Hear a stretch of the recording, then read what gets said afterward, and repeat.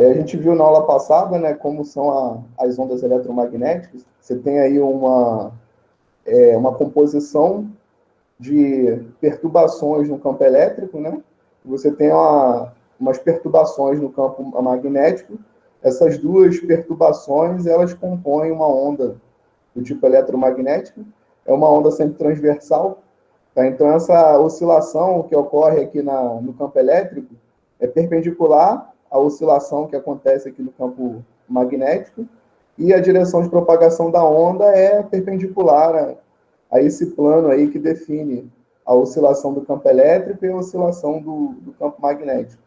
Então, a gente discutiu aí as polarizações, né? É um assunto que a gente vai ver de novo na próxima aula, da terça-feira. Tá? A gente falou sobre o espectro eletromagnético, e aí a gente entendeu que existe uma faixa aqui bem estreita do espectro eletromagnético, né? Que corresponde à luz visível. Tá? Então, essa faixa, em termos de comprimento de onda, varia aí do 400 nanômetros ao 700 nanômetros. Né? Então, o vermelho, que é a cor que corresponde ao maior comprimento de onda, é aquela radiação, aquela onda eletromagnética que tem a frequência mais baixa. Tá? O violeta, que é o outro extremo, corresponde ao comprimento de onda menor, e aí, consequentemente, está associado à maior frequência dentro desse espectro visível aqui. Tá? A gente entendeu também que com o aumento da frequência você tem radiações, né, ondas eletromagnéticas mais energéticas. Tá? Então, o que está aqui à esquerda do violeta, o ultravioleta, tem mais frequência, são radiações de frequências mais altas do que a faixa do visível. Então, são radiações que carregam mais energia. É o raio-x, por sua vez, mais ainda, o raio gama e por aí vai. Do outro lado, a gente tem o infravermelho, as micro-ondas e as ondas de rádio. Tá? Então, aqui são ondas de grandes comprimentos de onda, ou seja, de frequência baixa, baixa energia. Tá? Então, essas são as características aí que marcam o espectro visível, né? Você tem essa faixa do espectro que corresponde ao visível, daí você tem 7 cores aí que são padrões, né? E o Isaac Newton, quando estava estudando a decomposição da luz, ele definiu que seriam essas as cores aí padrão, né? Ele escolheu 7 porque ele era um cara bem supersticioso, né? Muito religioso também. Então ele quis escolher aí 7, né, 7 cores, porque ele acha que o número 7, achava, né? Que o número 7 é o número perfeito, é um número, né, divino.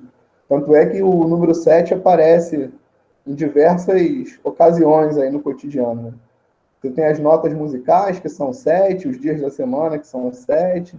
Então ele entendeu, né, ele achou por bem aí escolher 7 cores para tomar como padrão, mas a gente sabe que o espectro eletromagnético ele é contínuo. Né? Então esse espectro aí do visível ele é contínuo também, existem infinitas cores. Tá? E a gente ficou para discutir na aula de hoje, né, a gente vai começar a discutir na aula de hoje os fenômenos ópticos, né? Então, a ótica, ela é a ciência aí que estuda a propagação, né, a formação e emissão de ondas eletromagnéticas, de luz, tá? Mas, especificamente, como a gente vai estar falando da ótica geométrica, a gente vai estar falando de luz visível, né? Daquela faixa ali entre o 400 e 700 nanômetros, tá? Então, a ótica ela é uma ciência aí que ela é dividida em duas. Você tem a ótica geométrica e você tem a ótica física, a ótica ondulatória. Tá? A ótica geométrica são aqueles fenômenos relacionados aí à propagação da luz que já são conhecidos há muito mais tempo. Tá? Então, tudo que deriva do fenômeno da reflexão e da refração, que a gente vai discutir na aula de hoje, está incluído aí dentro da área da ótica geométrica. Tá? Então, aquela questão de formação de imagens em espelhos, né? Seja espelhos planos ou espelhos esféricos. Então, a formação de imagens em lentes são assuntos aí que estão incluídos na ótica geométrica. Esses fenômenos de formação de imagem não requer que a gente entenda a onda como a luz como uma onda, tá? Então, é isso que compõe aquilo que a gente chama de ótica geométrica. A ótica física, ou ótica ondulatória, está relacionada a fenômenos que, por outro lado, você precisa entender a luz como uma onda, tá? Então, lá em meados do século XIX, né, 1800 e alguma coisa, as pessoas começaram a perceber que a luz ela podia se comportar como onda, né? E daí começaram a investigar esse fato. Tá? Na verdade, a proposta de que a luz se comportava como onda é antiga, é do século XVIII. Tá? Então, existia um cientista chamado Huygens, e esse cientista ele tinha uma proposta, né, uma teoria para o comportamento da luz, onde ele entendia que a luz era uma onda. Mas, naquela mesma época, tinha o Isaac Newton, né? E o Isaac Newton ele acreditava que a luz era formada por partículas. Ele tinha uma teoria corpuscular para a luz, né? Então, existiam essas duas teorias aí que se confrontavam, né? E como o Isaac Newton ele já tinha uma certa reputação, né? Tudo que ele falava era aceito pela comunidade científica. Então, naquela época, lá no século XVIII, a teoria ondulatória da luz de Huygens foi deixada de lado.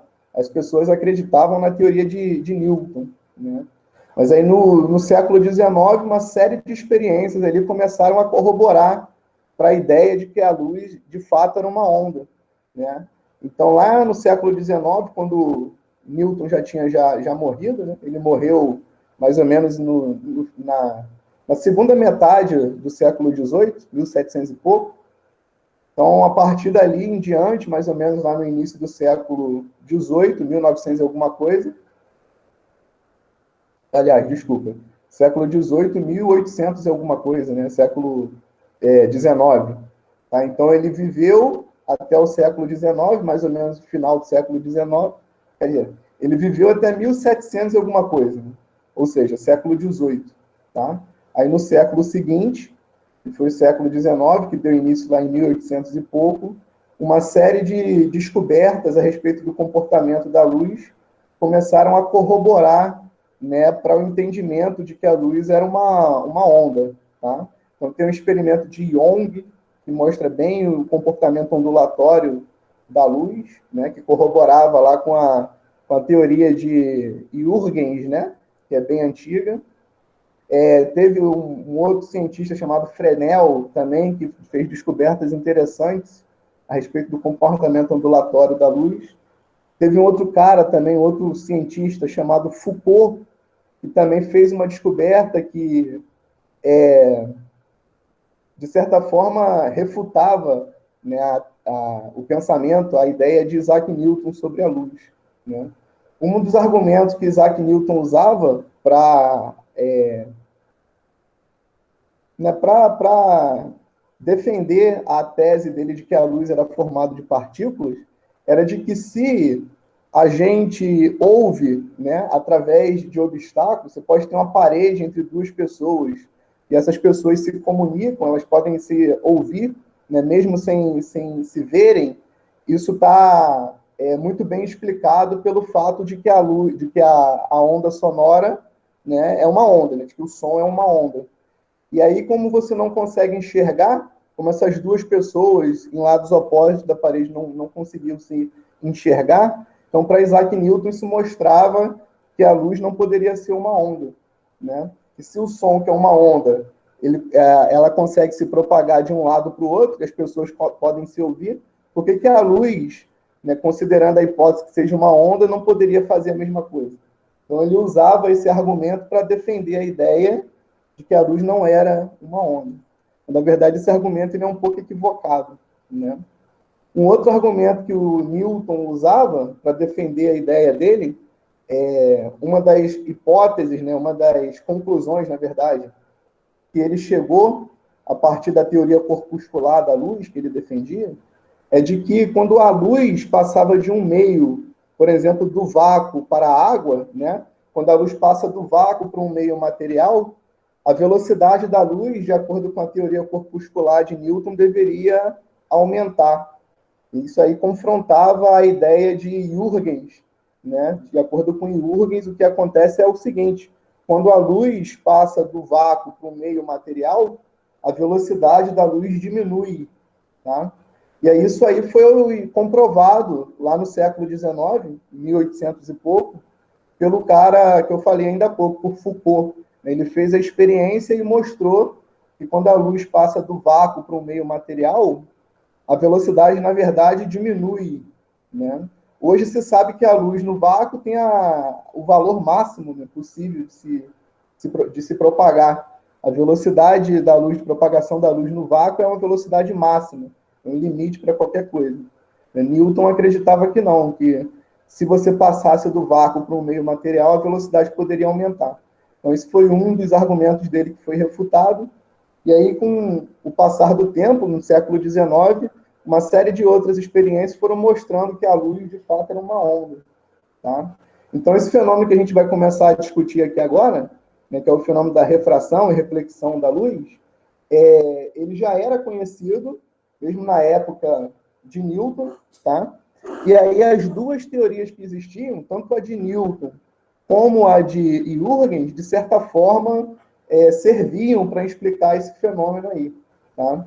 Hoje em dia se sabe que a luz é uma onda eletromagnética, então hoje a gente entende que a teoria correta, né, daquela época era a teoria de Huygens, tá? Então o que a gente está vendo aqui nessa figura é o seguinte: você tem um certo raio de luz incidindo aqui num certo ponto que separa dois meios. Você tem o ar, né, e você tem a água. Então existe uma superfície aqui que separa os dois meios, tá? Se você fizer essa luz incidir aqui, parte dessa luz atravessa a superfície de separação dos meios e passa a se propagar no outro meio, e parte da intensidade dessa luz retorna, tá? Então, essas duas retas que a gente está vendo desenhada aqui, essa reta representa aquela luz que ultrapassou, ou seja, essa luz aqui, essa intensidade luminosa, ela refratou, né? Refração é isso, é passar de um meio para o outro, tá? E aí, como a velocidade da luz depende de cada meio, tá? O que acontece é que ocorre esse desvio, né? Essa quebra na direção de propagação da luz. A luz que vinha numa certa linha reta, ela desvia a direção de propagação, porque a velocidade de propagação da luz é diferente nos dois meios. Tá? Então, esse desvio, de acordo com essa figura que a gente está vendo aqui, está mostrando que a velocidade da luz está diminuindo. Tá? Quando a luz passa do ar para a água, a velocidade da luz diminui. E aí a consequência é que esse desvio é feito no sentido do raio de luz se aproximar dessa reta pontilhada aqui, que é perpendicular a essa superfície. Tá? Você tem a superfície aqui que separa os dois meios, que é essa linha horizontal, né? Essa linha pontilhada é uma linha que a gente chama de linha de reta normal a essa superfície, por isso que a gente representa por N, é a reta normal, tá? Então, se o raio que refrata se aproxima dessa reta normal, o que a gente conclui aí é que houve uma diminuição da velocidade de propagação da luz. Aquela luz que vinha pelo ar, se ela se aproxima da reta normal, quando ela passa a se propagar na água, significa que a velocidade dela diminuiu, tá? Esse desvio poderia ter acontecido, dependendo dos meios, né, onde está acontecendo o fenômeno da refração, poderia ter acontecido no sentido de se afastar mais da reta normal. A gente vai discutir isso com detalhe daqui a pouco, tá? No caso em que a reta aí se afasta da reta normal, né, o raio de luz refratado se afasta da reta normal, a conclusão que a gente chega é que a velocidade da luz aumenta, tá? Então, se a luz estiver passando da água para o ar, por exemplo, ao invés de quebrar no sentido de se aproximar da reta normal, a luz ela vai quebrar, vai desviar, né, no sentido de se afastar dessa reta normal, tá? Então, a gente vai ver que isso aí está de acordo com um princípio, né, com a teoria de Huygens, né, a teoria ondulatória, porque essa conclusão aí, né, o que se observa é que a velocidade da luz diminui, nessa figura que está desenhada aqui, né, quando a luz passa do ar para a água. Tá? E isso é contraditório com a ideia de Newton, teoria corpuscular. Então, a conclusão é de que o que está acontecendo aí é um fenômeno ondulatório, né? A luz é uma onda, tá? Inclusive, se a gente quiser uma representação um pouco mais fidedigna, né, de que isso aqui é uma onda, a gente pode observar essa figura aqui. Tá? Então, o que está acontecendo aqui é a mesma coisa daquilo que eu estava mostrando na outra figura, né? A diferença é que agora a gente tem umas linhas horizontais aqui, tá vendo? Que são perpendiculares a esse raio. Eu falei que indica aí a direção de propagação da luz, né? Essas linhas horizontais correspondem aos picos, né? Aos máximos da onda eletromagnética. Então, se a gente olhar para aquela figura da onda eletromagnética, deixa eu voltar.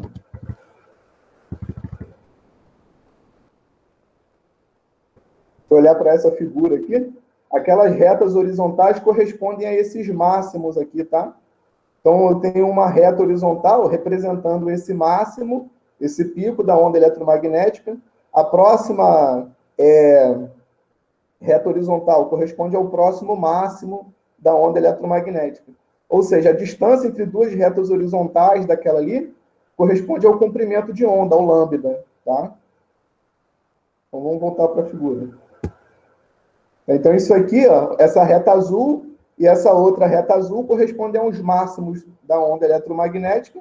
Então, a distância que separa as duas é o lambda, o comprimento de onda, tá? Então, quando você passa de um meio para o outro, e aí o desvio da onda, né, da direção de propagação da onda, no sentido de se aproximar da reta normal, a gente observa já que, ó, o comprimento de onda diminui, tá vendo? A distância entre essas duas retas azuis, que é o lambda 1, é o comprimento de onda no ar, né, no meio de incidência, é maior do que a distância que separa as frentes de onda aqui dentro do líquido, dentro do meio onde a velocidade de propagação é menor. Tá vendo? Essa distância entre essas duas retas vermelhas é menor, obviamente menor, do que a distância entre as duas retas azuis aqui, né? Então, isso dá uma ideia de que o comprimento de onda diminui, né? Quando a onda passa de um meio para outro, onde a velocidade de propagação é menor, tá? Então, se o comprimento de onda diminui justamente porque a velocidade diminuiu, né? A gente tem uma onda aqui que é definida por uma frequência muito bem especificada, tá? Então, a frequência não muda quando eu passo de um meio para o outro. Então, se o comprimento de onda diminuiu, isso mostra para a gente que a velocidade diminuiu, tá? Porque a velocidade é o comprimento de onda vezes a frequência. Uma frequência é a mesma, porque eu estou falando da mesma radiação, né? Apesar dela ter mudado de meio de propagação, a radiação é a mesma. Então, a frequência é a mesma, porque a fonte que está produzindo essa onda não muda, tá? Então, como eu tenho que a velocidade é o comprimento de onda vezes a frequência, tanto aqui em cima como aqui embaixo, a frequência é a mesma. Então, se o comprimento de onda diminui, consequentemente, eu tenho uma diminuição da velocidade, na passagem aí do meio 1 para o meio 2, tá? Se eu quiser observar o efeito oposto, né, eu poderia ter um raio de luz saindo de dentro da água e passando a se propagar no ar. Aí o sentido do movimento aqui do raio de luz seria o contrário, né? E aí com isso a gente ia concluir que o raio de luz aqui que sai, né, que refrata no outro meio, ele vai sair com um ângulo em relação a essa reta normal maior do que aquele ângulo que ele entra ali no ponto de incidência, né, no ponto de separação dos dois meios. Tá? Então, ele se afasta da reta normal. Ao se afastar da reta normal, a gente observa que o comprimento de onda passa a ser maior. Ou seja, a velocidade de propagação da onda é maior. Tá? Então, quando o raio de luz ele está próximo, está se movendo próximo da reta normal, com esse ângulo de abertura aqui pequeno, a velocidade de propagação é pequena. Agora, quando o raio de luz está se propagando com um ângulo grande, em relação a essa reta pontilhada, essa reta normal, significa que a velocidade de propagação é alta. Tá? Então, vamos voltar lá para o nosso PDF.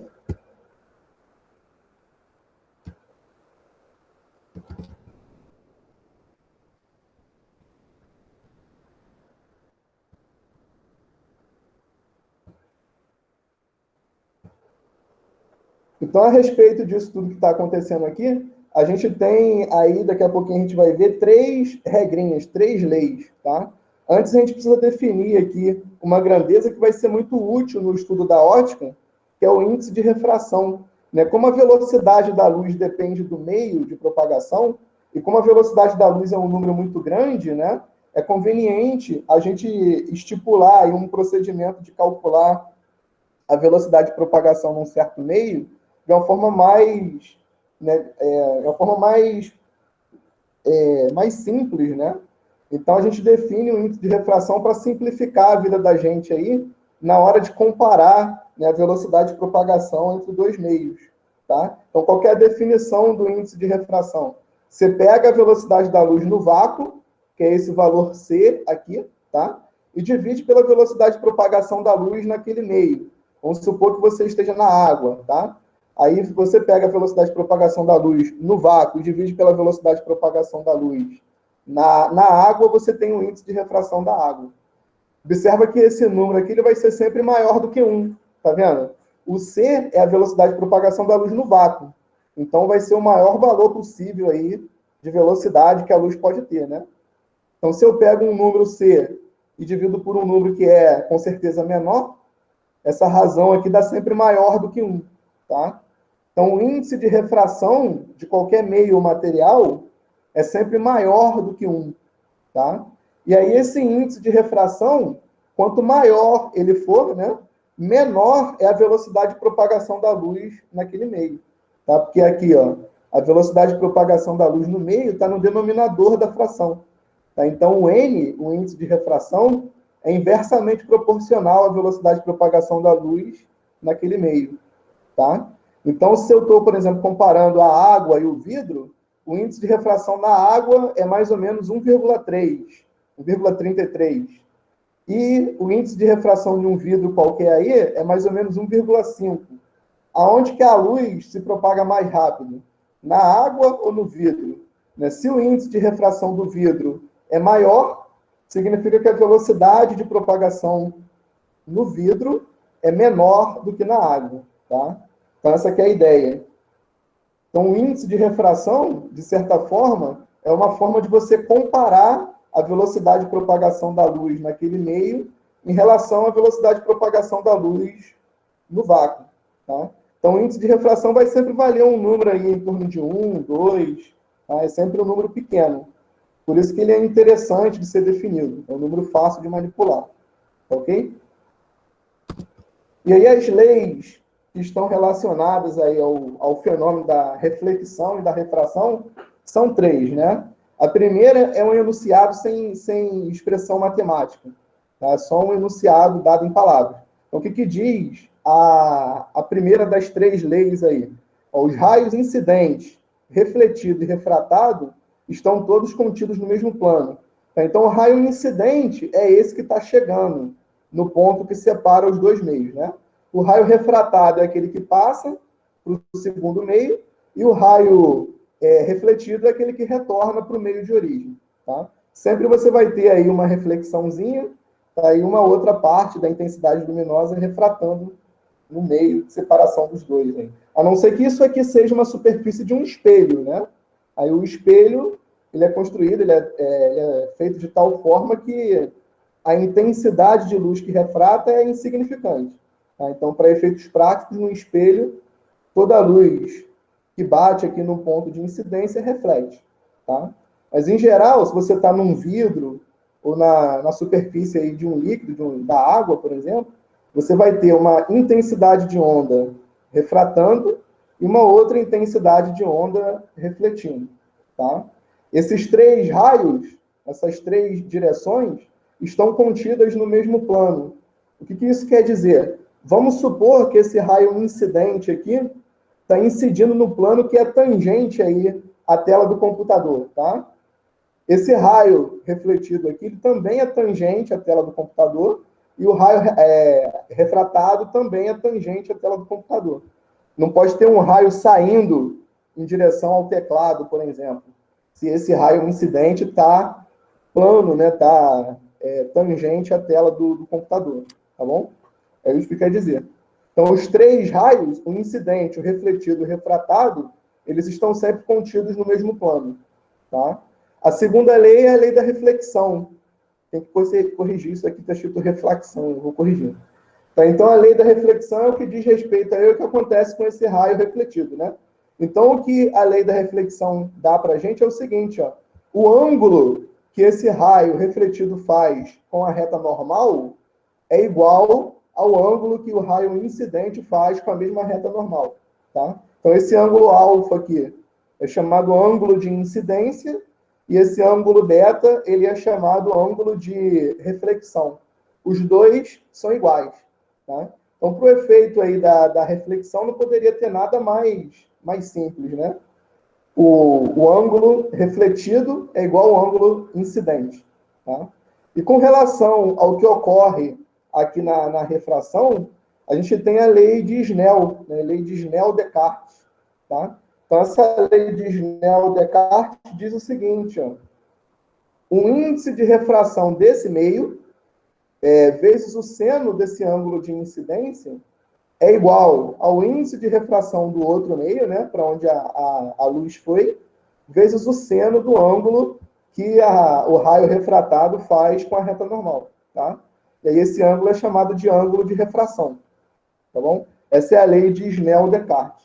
Então, o índice de refração do meio 1, que é o ar aqui no nosso caso, vezes o seno de alfa, tem que ser igual ao índice de refração do meio 2, que é a água, vezes o seno de beta, que é o ângulo, aliás, vezes o seno de gama, que é o ângulo de refração. Tá ok? Essas são as três leis aí que governam o fenômeno da reflexão e da refração, quando você tem uma superfície que separa dois meios. Tá? Aí tudo aquilo que a gente aprende lá sobre ótica geométrica, formação de imagens em espelhos esféricos, formação de imagens em lentes, né? Tudo aquilo, todo o fundamento físico daquilo são essas três leis aqui. Né? A diferença é que naqueles casos, como a gente tem superfícies mais complexas, né, a análise do fenômeno se torna um pouco mais complexa. Então, por exemplo, quando você tem um espelho esférico, você pode produzir imagens do tipo virtual, imagens do tipo real. Tá? A imagem ela pode estar mais perto ou mais longe do espelho do que o objeto. Ou então você pode ter uma imagem virada para cima ou virada para baixo, né? De acordo com a posição relativa entre o objeto e o espelho que você tem. Tá? A mesma coisa acontece com a formação de imagens em lentes, né? Lentes esféricas. Você pode ter aquelas lentes divergentes, são barrigudinhas, né? Elas são, você tem pontas no extremo e aí elas vão se alargando no meio e tal. E você tem as lentes que são convergentes, que são o contrário, elas são espessas nas extremidades e aí no meio elas vão afinando, né? E aí com tudo isso que a gente conhece aí a respeito do fenômeno da refração, a gente entende como é que acontece lá a formação de imagens na lente divergente e na lente convergente. Tá? É um assunto que a gente não vai ter tempo de trabalhar, interessa para a gente conhecer o conceito físico mais fundamental aí, que são aqui, no caso, é a lei de Snell. Tá? Então, essa lei de Snell aqui, ela está muito de acordo com a teoria de Huygens, né? De que a luz é uma onda, né? E não um rio onde flui partículas, como Newton queria que fosse, tá? Aqui tem algumas observações, de certa forma eu já falei um pouco sobre isso, né? Você pode ter a luz se aproximando da reta normal, quando ela refrata, é o que está mostrando essa primeira figura aqui, tá? Eu vou até já passar para o próximo slide, que aqui está maior, dá para ver melhor. Tá? Então, você tem aqui a luz passando do ar para o vidro. O que a gente está observando é que esse ângulo alfa ele é maior do que o ângulo beta. Isso quer dizer que a velocidade de propagação da luz diminuiu na passagem do ar para o vidro. Aqui na outra figura está acontecendo o contrário. Ó. O ângulo beta, que é o ângulo de incidência, ele é aliás, o ângulo alfa, que é o ângulo de incidência, ele é menor do que o ângulo beta, que é o ângulo de refração. Tá? Então, se é menor, ou seja, se o desvio da onda é tal que ela vai se afastar da reta normal, o que vai acontecer é que essa onda ela vai aumentar de velocidade, ela vai passar a se propagar mais rápido. Então, aqui pode ser a passagem, por exemplo, do vidro para a água, por exemplo. Tá? Ou então da água para o ar, que seja. Tá? Então, resumidamente, o que a gente tem é isso que está escrito aqui, né? Se a velocidade de propagação da onda no ar é maior do que a velocidade de propagação da onda no vidro, consequentemente, o índice de refração do ar é menor do que o índice de refração do vidro. Tá? Porque o índice de refração é inversamente proporcional à velocidade, como a gente viu na definição anterior. Aqui vale a mesma coisa. Se a velocidade no meio A é menor do que a velocidade no meio B, então o índice de refração do meio A é maior do que o índice de refração do meio B.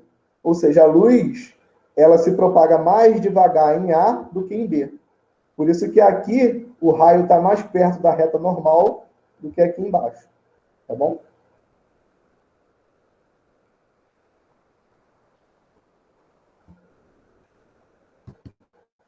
E aí a gente tem algumas aplicações, a gente pode discutir algumas aplicações, né, para esse fenômeno da refração. Deixa eu só ver se eu não estou esquecendo de falar alguma coisa.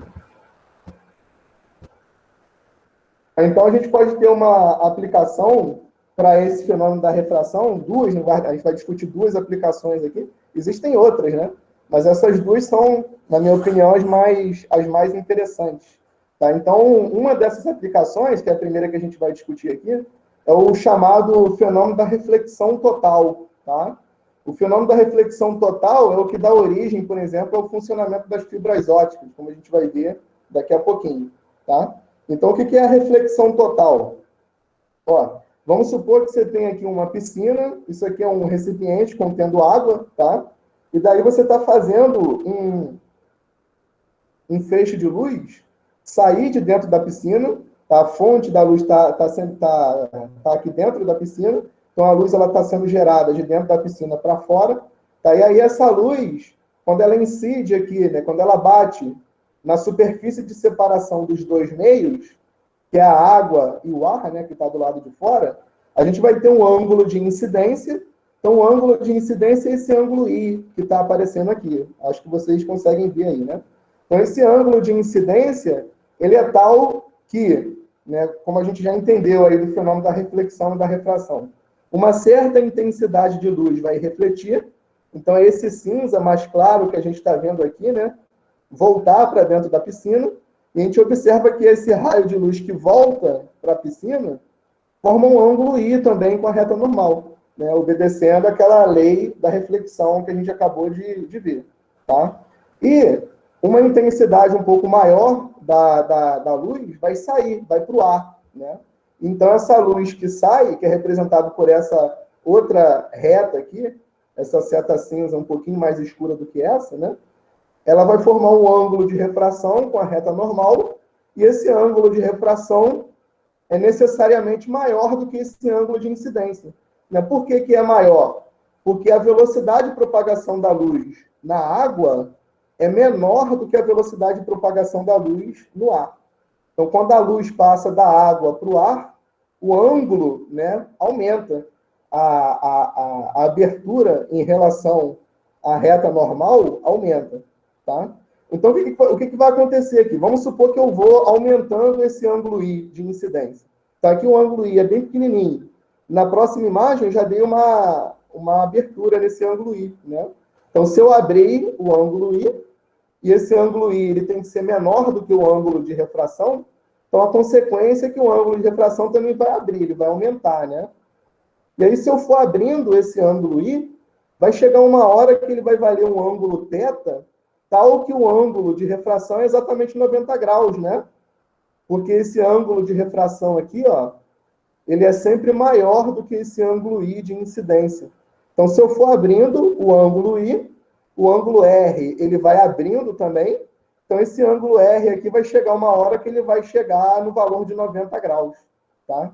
Quando isso acontece, quando você tem esse ângulo θ, tal que o ângulo de refração aqui é um ângulo de 90 graus, você chama esse ângulo θ de ângulo crítico.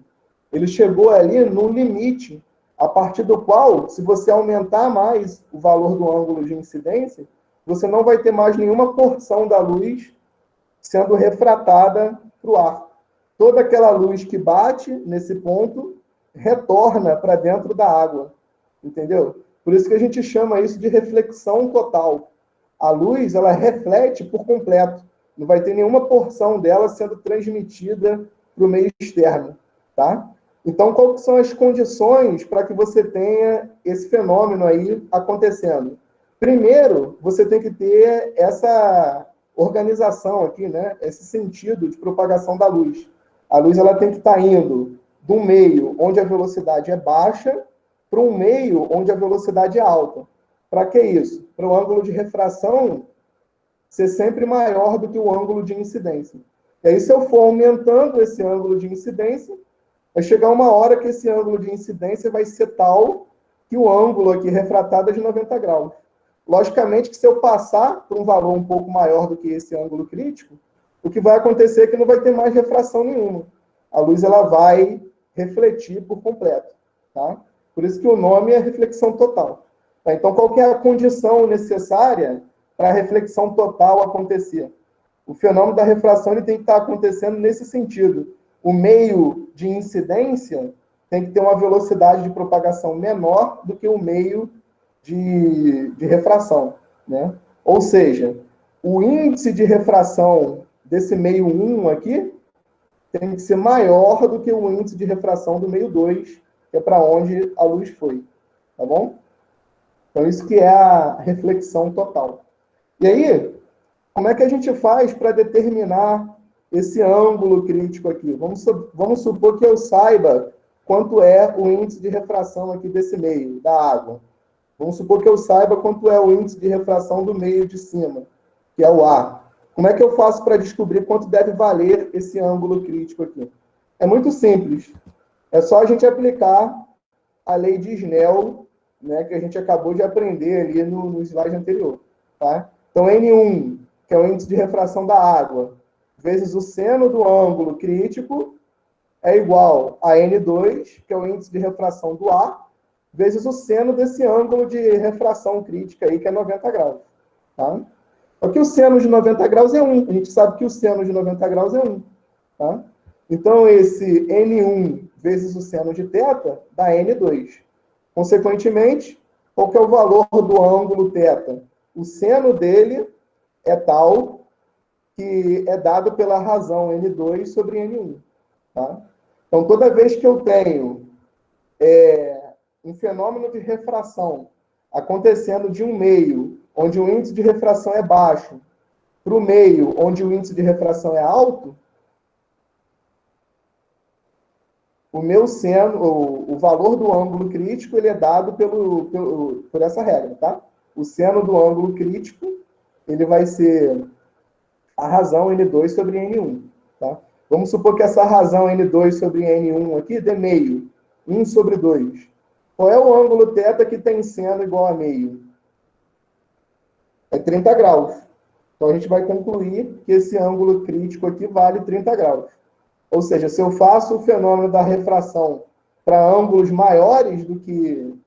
Ou seja, se eu faço a luz incidir, né, com ângulos maiores do que 30 graus, nenhuma porção da luz vai passar para o ar. Toda ela vai refletir para dentro do líquido, né, desse meio aí. Tá? Então, você observa que esse N2 aqui ele tem que ser menor do que N1 mesmo, né? Porque essa razão aqui ela tem que ser menor do que 1, né? O seno de qualquer ângulo é sempre menor do que 1.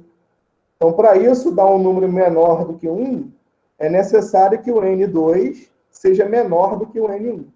Tá? Então, o índice de refração do meio para onde a luz tende a ir precisa ser menor do que o índice de refração da onde a luz está saindo.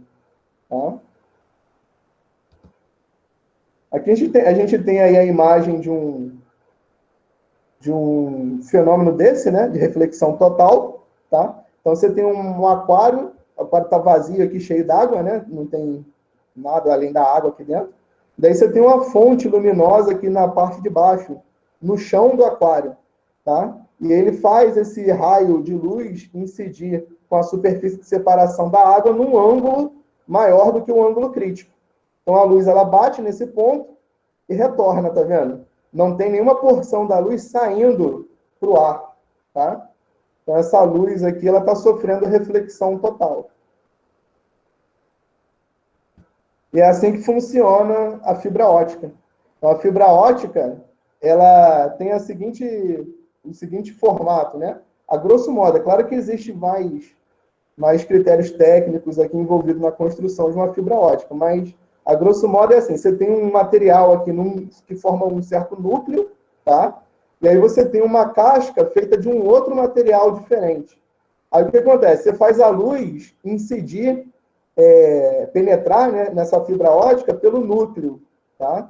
E aí o material desse núcleo aqui, ele tem um índice de refração menor do que o material da casca, tá?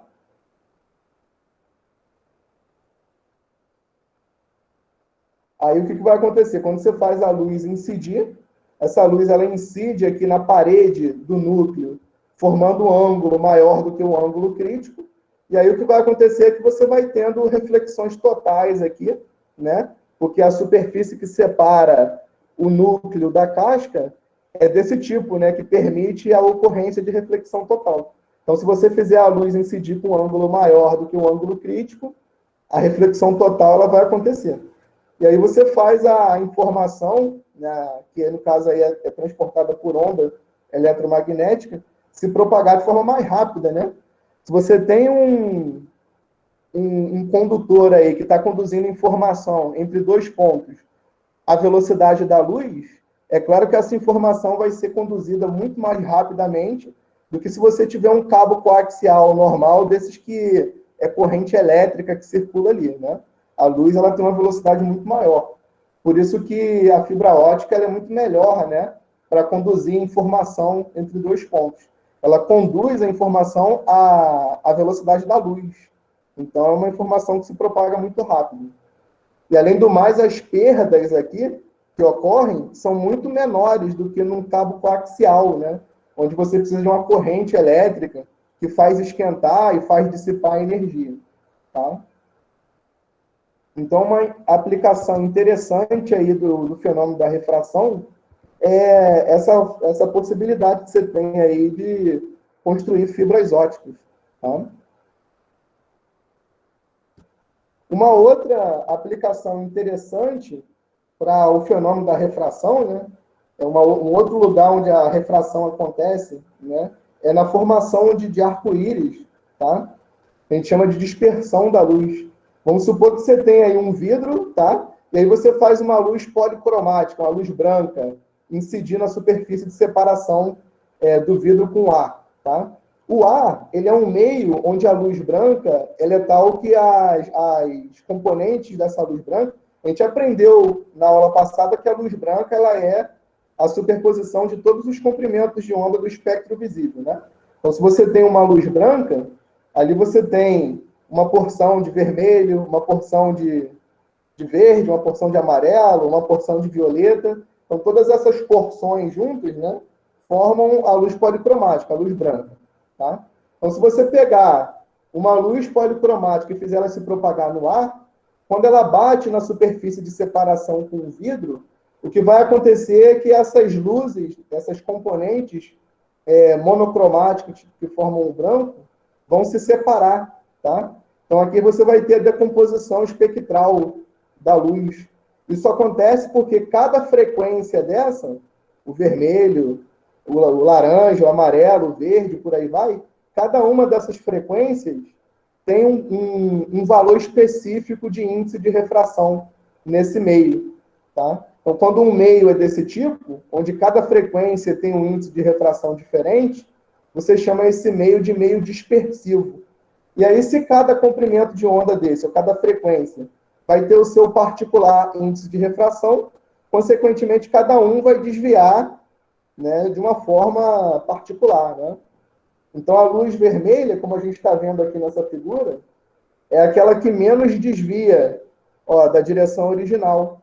A direção original da reta é essa retinha pontilhada que está aqui, tá vendo? A luz vermelha, ela sofreu um desvio bem pequeno, tá? A luz verde sofreu um desvio um pouco maior. Ou seja, o índice de refração para o verde é um pouco maior do que o índice de refração para o vermelho. A mesma coisa acontece com o violeta. Se você for olhar o violeta, ele desvia bem mais do que o verde, o vermelho e todos os outros, né? Então, o índice de refração para o violeta é muito maior do que para as outras cores, tá? E aí acontece essa decomposição espectral aí da luz. Aqui do lado de cá a gente tem essa imagem aí, né, acontecendo. Você tem a chama de uma vela sendo emitida, é uma luz policromática, né? Você tem ali todos os comprimentos de onda, todas as frequências.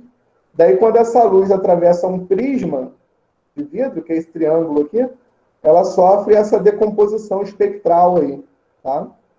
Então, a gente está observando que o índice de refração acompanha a frequência.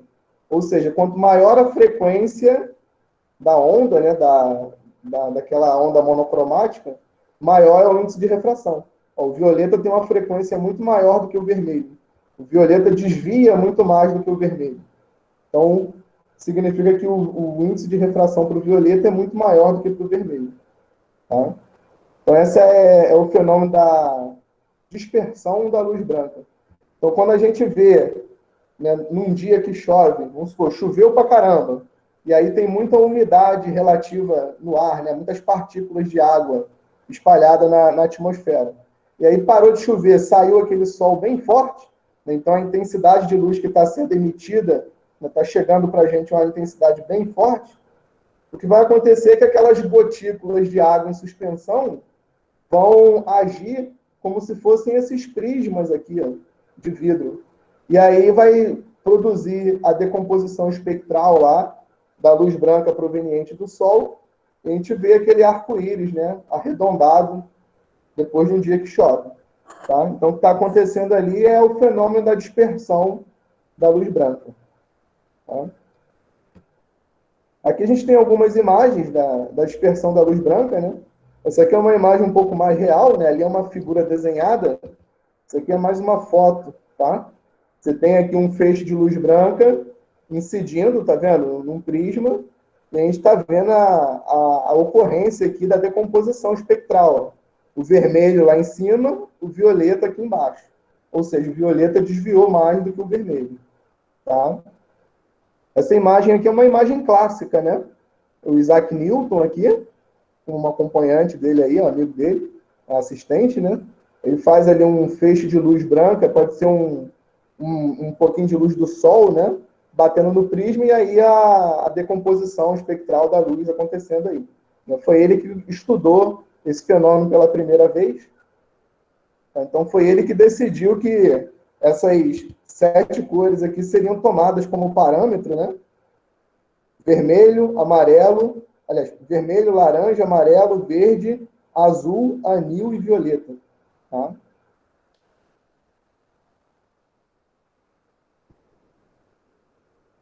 Então aqui tem essa explicação do que eu já falei, né? Ó, no meio dispersivo, a luz vermelha de menor frequência tem maior velocidade e a luz violeta de maior frequência tem menor velocidade. Consequentemente, o índice de refração do vermelho é menor que o índice de refração do violeta. Tal fato se verifica em qualquer meio dispersivo. Isto é, quanto maior a frequência, maior é o índice de refração, tá, para aquela frequência. Tá? Então, essas frequências particulares aqui, né, bem definidas, a gente chama de monocromática.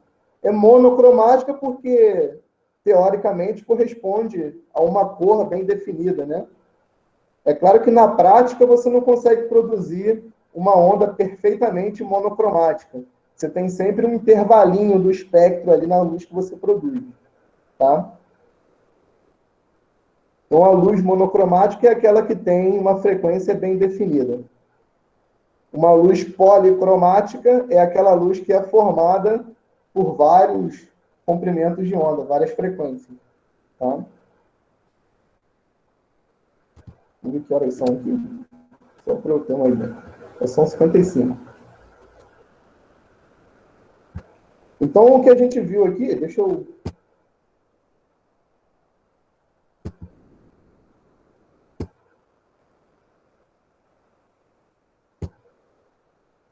que a gente está vendo aqui, né, na aula de hoje é tudo que está relacionado aí ao fenômeno da refração, né? Da refração e da reflexão. Esses fenômenos, exceto pela lei de Snell-Descartes, né, que foi já descoberta aí num contexto onde se admitia que a luz é uma onda, tá? Todos esses fenômenos de reflexão e refração da luz, elas estão de acordo, elas funcionam, vamos dizer assim, com a ideia não ondulatória, com a teoria não ondulatória da luz, tá? Então, são fenômenos aí que a gente pode estudar na ótica geométrica. Então, tudo que se estuda na ótica geométrica é derivado do princípio da reflexão e da refração da luz. Na aula que vem, a gente já vai discutir alguns fenômenos relacionados à luz, onde não se pode levar em consideração outra coisa que não seja a interpretação de que a luz é uma onda. Tá? É onde entra aí a ótica ondulatória, a ótica física. Tá? Então, a gente vai discutir o fenômeno da difração, da interferência e o fenômeno da polarização da luz, tá? Que são fenômenos já aí descobertos no século XIX que só fazem sentido, né? Só demonstram que a luz, de fato, é uma onda eletromagnética. Os princípios da ótica geométrica não são explicados, não são compatíveis com esses fenômenos que a gente vai ver na próxima aula. Tá? Só para a gente terminar aí, eu queria discutir com vocês aqui rapidinho 2 exercícios do Enem que tem a ver com esses conceitos que a gente está falando aí. Tá? Então, o primeiro exercício que eu trouxe aqui é o seguinte. Eu ler aqui que fica mais prático. Né? Ó, a figura representa um prisma óptico constituído de um material transparente, né, cujo índice de refração é crescente com a frequência. Então, você vê que as questões do Enem elas já dão dicas, né? Ó, ele está dizendo, o índice de refração é crescente com a frequência da luz que sobre ele incide. Um feixe luminoso composto por luzes vermelha, azul e verde incide na face A, emerge na face B e, após ser refletido em espelho, incide em um filme para fotografia colorida, revelando 3 pontos. Tá? Então, a luz policromática aí, né, formada por 3 comprimentos de onda, por 3 ondas monocromáticas, incide aqui na face A. Daí, como você tem um prisma que é um meio dispersivo, cada uma dessas componentes aqui dessa luz policromática vai ter um índice de refração específico. Tá? E aí você tem que decidir. Esse que desviou mais aqui, que bateu aqui nesse primeiro ponto e refletiu lá em cima, ele é qual dos 3? Né? O segundo é qual dos 3? O terceiro é qual dos 3? Então, a gente só precisa interpretar o que é dado aí no enunciado, né? Ele diz para a gente, ó, o índice de refração cresce com a frequência. Então, daqueles 3, o que tiver maior frequência, vai ser o que vai ser mais desviado, vai ter maior índice de refração. Tá? Então, entre vermelho, azul e verde, qual é o que tem mais frequência? É o azul. Tá? Então, o azul é aquele que vai desviar mais. Ou seja, é essa reta que bate aqui nesse primeiro ponto. Né? Dos 3, o que desvia mais é essa reta que vem de baixo. Tá? Então, esse aqui é o azul. Dos outros 2 que faltam, qual é o que tem a maior frequência? Né? É o verde ou é o vermelho? É o verde. O verde tem maior frequência que o vermelho. Então, o próximo mais desviado aí é o verde. Então, é esse que está no meio. Tá? E o próximo é o vermelho, porque só tem 3, né? Então, o vermelho é aquele que desvia menos. Tá? Então, a sequência de baixo para cima, que é o que ele pede aqui, é vermelho, verde e azul. Tá? Aí você procura aí qual desses que vai. Né? Vermelho, verde e azul. É a letra A, tá? Então, a resposta aí dessa questão é a letra A. Tá? Tem uma questão bem parecida com essa na Vinícius, questionário. Oi? eu me confundi quando você falou que que a frequência aumentaria. Eu achei que o vermelho teria maior frequência, não o azul. Ó, o índice de refração, ele é proporcional à frequência. Quanto mais frequência, mais índice de refração. Ou seja, quanto mais frequência, mais desvio. Porque o índice de refração faz desviar. Quanto maior o índice de refração, maior o desvio. Então, vamos olhar para a figura ali. Ó, qual dos três, entre o azul, o verde e o vermelho, né? Você tem vermelho, azul e verde. Qual dos três tem maior frequência? A gente pode olhar para essa tarja aqui que foi dado para a gente. Ó. Essa tarja também já é uma cola aí que o Enem dá, é uma ajuda que o Enem dá. Entre o vermelho, o verde e o azul, qual deles tem a maior frequência? O que tem a maior frequência é o que tem o menor comprimento de onda. Ó, aqui está o comprimento de onda. Tá vendo? Está em nanômetros. Nanômetro é comprimento de onda. Então, se o azul está ali na faixa do mais ou menos 450 nanômetros, entre os três é o que tem o menor comprimento de onda, logo é o que tem a maior frequência.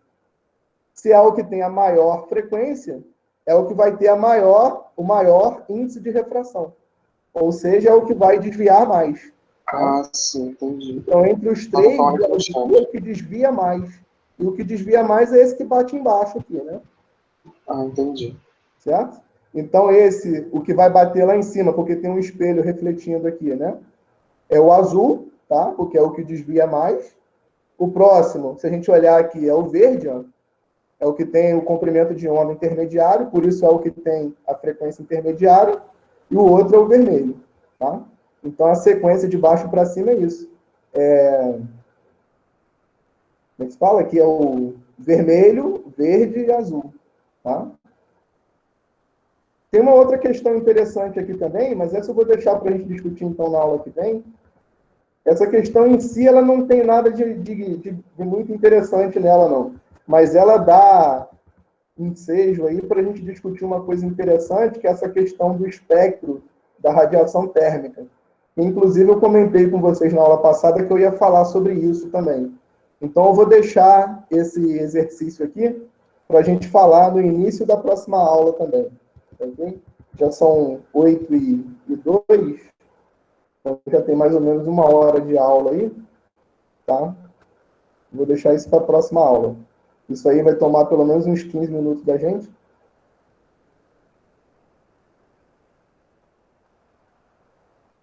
Ontem eu nem consegui participar da atividade por isso mesmo.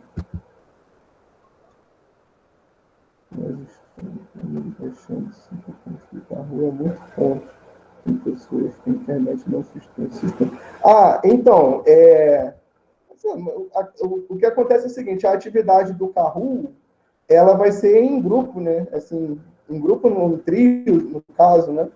Pelo menos foi isso que eu tinha combinado com vocês.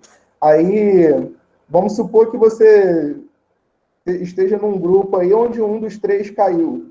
Tem os outros dois para fazer a nota para você, né? Eu, sinceramente, se eu fosse aluno, tivesse na posição de aluno, eu ia preferir que a atividade do Kahoot valesse mais mesmo, né? Porque é uma atividade que, no fundo, não depende só de você, né? É uma atividade que é feita em grupo. Então, a gente pode alterar os valores, não tem problema não, mas eu acho que para vocês seria até prejuízo, né? Se vocês quiserem que eu altere, a gente pode conversar sobre isso no dia ou então na próxima aula da terça-feira que vem, tá?